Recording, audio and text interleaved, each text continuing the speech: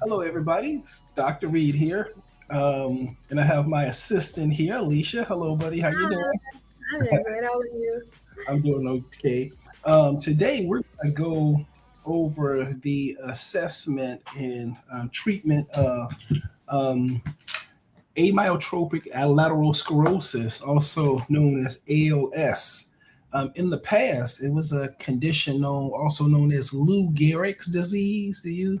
Have you ever heard of Lou Gehrig's disease? Okay, I yeah, don't think so. back when I was a kid, this ALS, a myotropic lateral sclerosis, was known as um, Lou Gehrig's disease. Um, but ALS is a condition where parts of the immune system are attacked. Oh, Parts of your nervous system are attacked by your immune system. that, wow.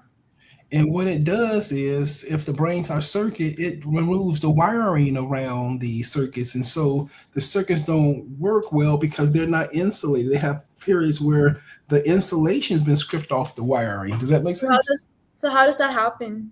Like the immune system, the nervous system. How does that happen?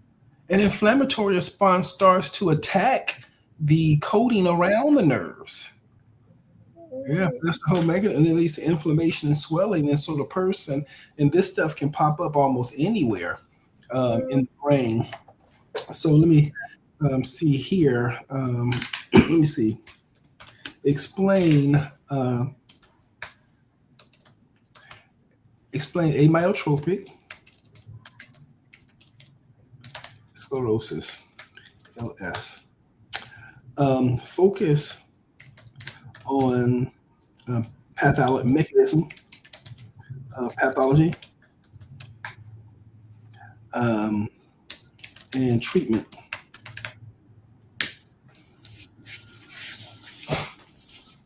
Okay, what do we have here? See, I encounter this usually on medical psychiatric units where the person would be there for medical complications, things associated with ALS, and they need to see a psychiatrist to get a psychiatry consult or something like that. That's where I usually see these people. oh, Here, ALS is also known as Lou Gehrig's disease, like I was saying.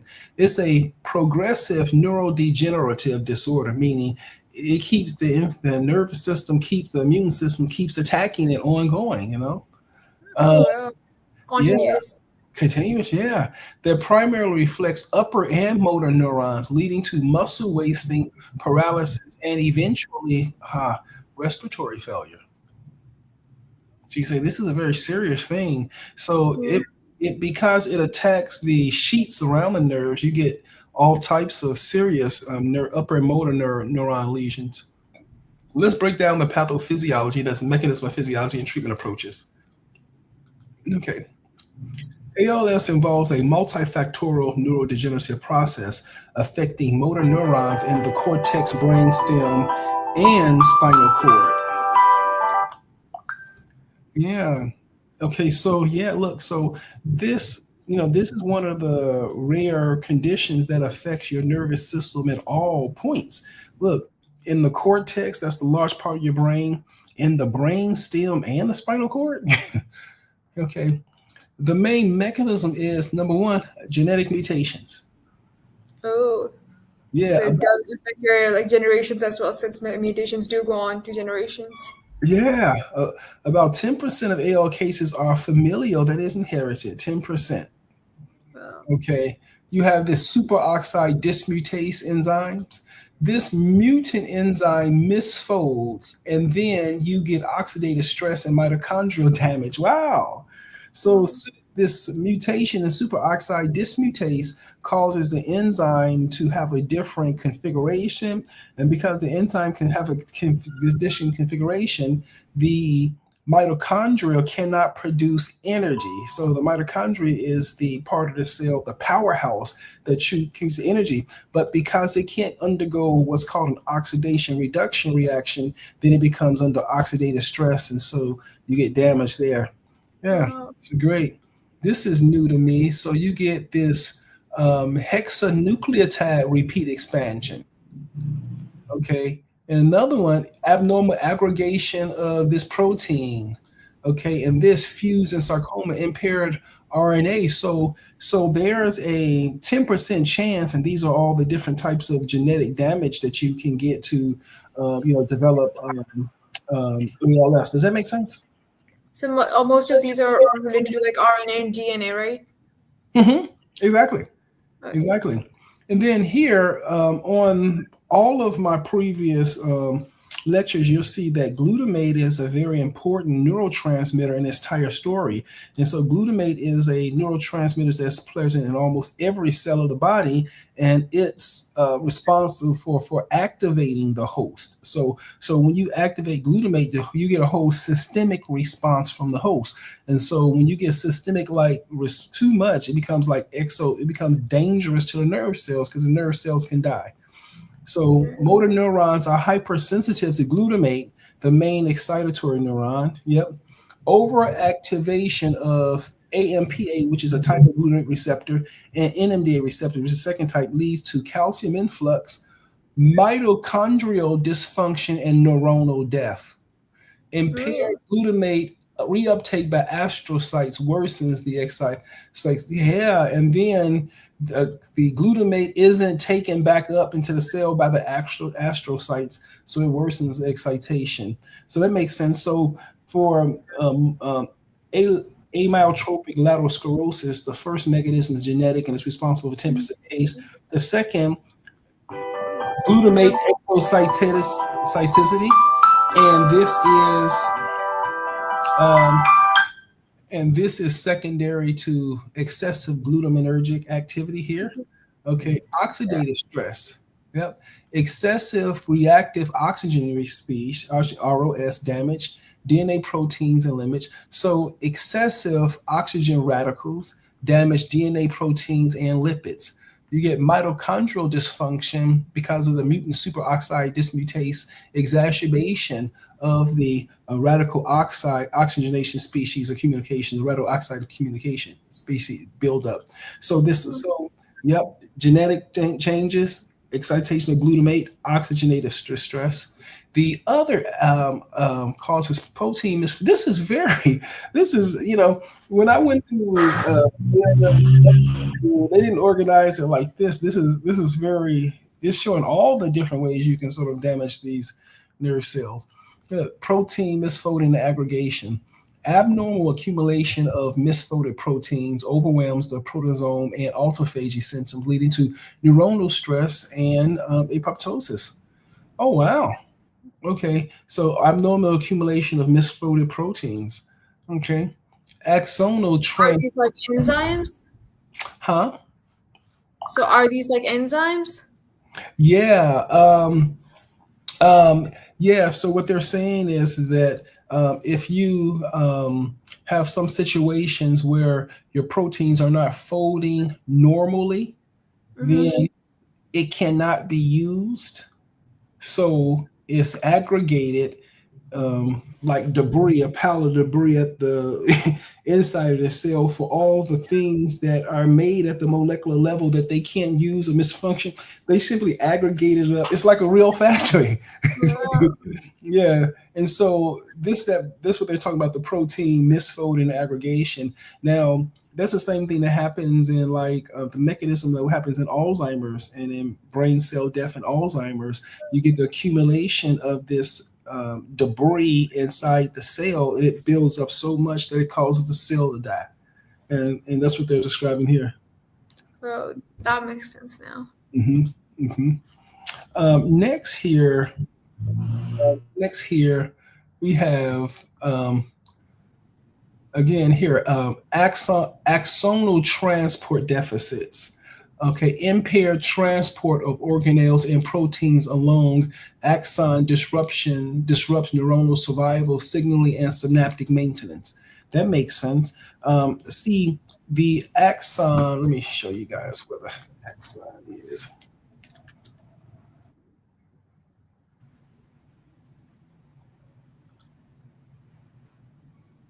Oh, the structure. Yeah.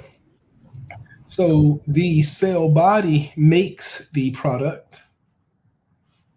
That's it. Okay. Cell body makes the product, but it has to get it down here in order to release it. Right? It has to get down here. So it makes here. So it has, they're saying the transport along here is disrupted. So and because this transport is disrupted here, then the cell can die. That's what they're saying there. So This was only familiar for some reason, even though I have not studied bio. oh, you can you understand what I'm saying, right? Okay, Yeah. great. It's I'm so happy because I can sort of use you as an indicator whether or not the language I'm using is open to the public, you know. Yeah, it is. So axonal transport deficits. So that's what I'm talking about. You know, the cell body makes the proteins, but then it has to ship it to the terminal buds in order to be released from the cell. And you need this axonal transport process in order for that to take place. So impaired transport of organelles and proteins along the axon disrupt neuronal survival, signaling, and synaptic maintenance because it won't be able to release the products that it's producing. It's like a factory, the conveyor belt gets backed up, and synaptic maintenance. And I think because it's unable to do that, it's not going to be able, because all the stuff is going to be built up, backed up here, and can't nothing get down here because this mechanism and this axon is sort of faulty. You know, so you're going to produce less products here. So the whole network is going to be hypoactive. And then you may get a withering or because these are not as active, you may get a remodeling of these. And so these connections at the synaptic terminal may not be as strong, as tightly connected with the other cells around it anymore. I do remember forming synaptic cleft something and then transporting some calciums on the other side. That's the only bio I remember. Yeah. Okay. Next, neuroinflammation. Activated microglia and astrocytes release inflammatory cytokines, that is, tumor necrosis factors, interleukins, and these radical oxide species. They worsen injury. Immune-mediated toxicity contributes to disease processing, progression. Yeah, and so neuroinflammation of the brain cells results in the release of inflammatory mediators, and those inflammatory mediators cause permeability in the blood-brain barrier. And after your blood-brain barrier is permeable, then it can't keep the space as clean, and that space gets all contaminated with things. And so that inflammation causes a lot of problems, you know. And as you can say, it can cause the release of these inflammatory cytokines and these radical oxygen species. So these cause further damage. This through inflammation, and this through the radical oxidation species, disabling the mitochondria, the powerhouse inside the mitochondria. Yeah. Okay, immune-mediated toxicity contributes to disease expression. That makes sense. Okay, yeah, mitochondrial dysfunction. Abnormal mitochondrial morphology and function leads to energy failure and calcium dysregulation in motor neurons. Wow, it's the calcium dysregulation. See, the mitochondria is there to serve as the powerhouse of the individual cell. And that's Exactly. how the cell gets all this energy to run all of its processes. And so if the radical oxygenation species interfere with how that process taking place, then that cell is not able to power up, and it's not able to produce anything. Right. It like withers away, you know. That's interesting. It's very interesting. So here, basically, abnormal mitochondrial morphology and function leads to energy failure. That makes sense. If the proteins and the mitochondrial the systems are not functioning, energy failure, calcium dysregulation, and motor neurons. Okay. Treatment. I don't want to go too far inside of the specific treatments because I'm a psychiatrist, but although ALS has no cure, you can imagine, several disease-modifying therapies and supportive treatments show slow progression and manage the treatment. Okay, I don't prescribe these as a psychiatrist. I think that would be more of a neurologist. But let's look at the mechanisms. Look, inhibit glutamate release, because remember, glutamate overexcitation results in the thing. Look, block it counts, block voltage gauge calcium channels. Remember the calcium story, right? Look, free radicals. Uh, Scavenger. yeah, scavenge up all the free radicals, right? Look, antisense oligonucleotide that reduces the mutant mRNA. So they're going to give you some messenger RNA that they created, injected into you in order to decrease the activity of superoxide, the mutant superoxide dismutase that's creating all the free radicals. Oh. You see what I'm saying? They're trying to decrease the free radicals by deactivating the activity in the superoxide dismutase, and it slows the progression in superoxide dismutase in ALS. And so, yeah, okay, this one combines combination of sodium phenylbutyrate and I don't know what that is to target mitochondrial endoplasmic reticular stress. Oh. So this is helping. So as you can see, the different medications target the different critical points along the mechanism of the disease progression.